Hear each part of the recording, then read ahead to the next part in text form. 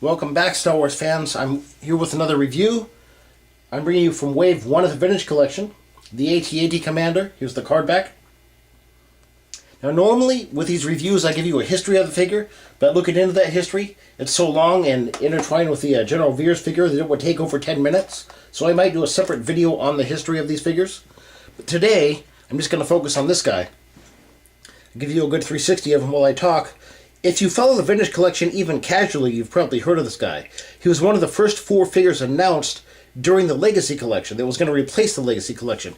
He was actually announced as a replacement for this General Veers figure I just showed you. Then they changed their mind and decided to make him a generic AT-AT Commander. This guy is a kit bash, but that said, he's a very well done kit bash. As I said, there's bad and good kit bashes. This is one of the better ones. He does use the legs from Janek Sunbar. That's a comic pack Imperial officer, aka Tank, Luke's friend from Tatooine, and the arms and torso from Captain Nita, Wave 6 of the Legacy Collection. He's got a removable helmet, goggles, which are kind of hard to get on and off, and I was trying to figure out how to take his armor off. You actually have to remove his head to do that. Just do it gently, pop. Comes off. You can make him a regular Imperial officer if you want. I'll put his head back on. To read off his articulation, I'll just show you what he looks like without the goggles as well. There you go. I would definitely keep a separate plastic bag for this guy with the goggles and everything, not to lose those little parts. But to read off his articulation here, he's got a ball-jointed neck. He's got ball-hinged shoulders, ball-hinged elbows, swivel wrists, swivel waist, swivel hips, and ball-hinged knees and ankles. Pretty articulate figure overall. Also, he's got a working holster.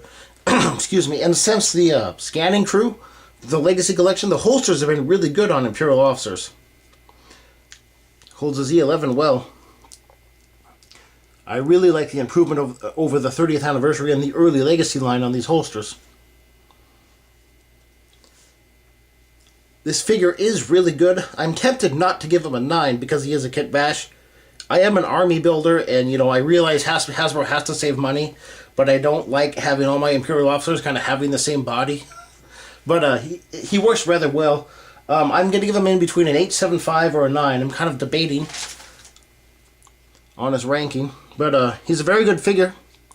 And as I announced yesterday, if you are able to pick up an AT-AT Walker for $49, I would definitely pick up this guy to complement that Walker. And even if you have a General Veers, I would pick up this guy as a complement to it. By the way, this guy is Expanded Universe. He's called a just off-screen Expanded Universe. Veers was actually the only AT-AT Commander you saw in the movie, but I'm assuming, the Empire has other ones. So there you have it. The AT-AT Commander, Wave 1 of the Vintage Collection.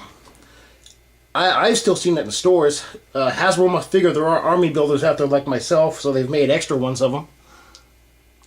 There you go. There's a good shot of the original one, as well as the other figures from the line. I hope you enjoyed this review today, and this is Supreme signing out. Thank you for tuning in.